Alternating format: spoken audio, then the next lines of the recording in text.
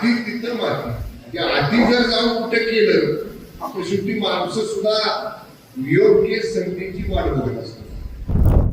त्यामुळे मी जास्त आता काय बोलत नाही. काय परिस्थिती झाली,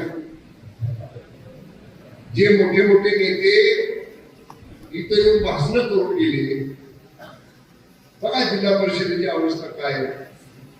डीबी दारू मगाशी बोलता बोलले की एका बाजूला राष्ट्रवादी काँग्रेस, शरद पवार गट, राष्ट्रवादी काँग्रेस, अजित पवार गट आणि शिवसेना ही जर एका बाजूला केली आणि भाजप एका बाजूला राहिली, बेरीज कुठे जाते बघा तुम्ही.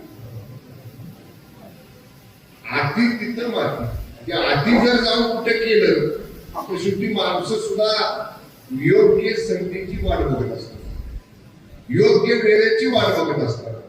मला त्याच्यावर राजकीय भाष्य करायचे काय. मी सकाळी माध्यमांना सांगितलं, मला पत्रकारांनी विचारलं म्हणजे तुम्ही जिल्हा परिषदेमध्ये काय करणार. म्हणलं मी रात्री उशीरपर्यंत मतदारसंघात आहे. आज आमची बीजेपी रॅली आहे, उद्या म्हणलं जिल्हा नियोजन डिप्युटीची बैठक आहे. सगळ्याच पक्षाचे आमदार करायच्या बैठकीला भेटतील.